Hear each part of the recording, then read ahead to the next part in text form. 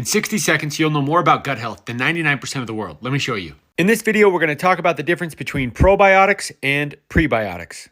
Let's start with the probiotics. Inside the human gut is a field of trillions of bacteria known as the microbiome. There are more than 30,000 different species of bacteria living in our gut. These bacteria, these living organisms, are probiotics. Think of the bacteria in your microbiome like this picture. There's lots of different species of different bacteria that are living together in harmony. There are some predators and some snakes and mosquitoes, but we need them too, because without them, the whole ecosystem would fall apart, right?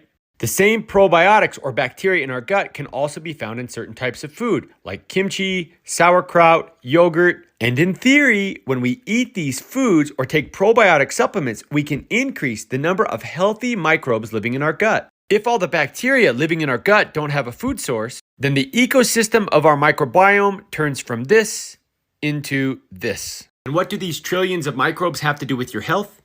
Everything. Damage to the gut microbiome is a condition known as dysbiosis, and this correlates with metabolic problems like obesity, type 2 diabetes, and cancers, respiratory problems. There's connections to the brain, things like autism, which I was shocked to learn about. Mental health problems like anxiety and depression, cardiovascular problems, skin problems.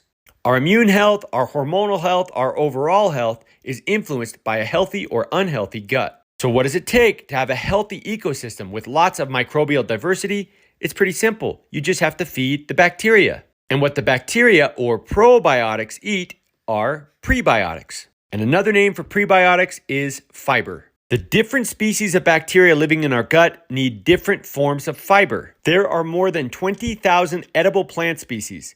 Each one of them has its own set of dietary fibers. Unfortunately, only 200 or so are eaten regularly by humans. The average American, 60% of their fiber comes from rice, corn, potatoes, and wheat. This is not a diverse diet. What's even more troubling is that food makers are taking fiber out of the foods that we're eating. I've done lots of videos about the missing fiber. And it's no wonder that in this country we have a diabetes epidemic, an obesity epidemic, a mental health epidemic, all kinds of epidemics. Most people that are concerned about gut health only focus on probiotics. That's like buying a watchdog to watch over your home and keep it safe and then not giving it any food. Without any food, eventually the dog will die and the intruders will get in and take everything. The single most important thing that you can do to improve your gut health is to eat more fiber, more diversity of plants. Every time you have a meal, think diversity of plants. And if you struggle to get into your diet naturally, you should supplement.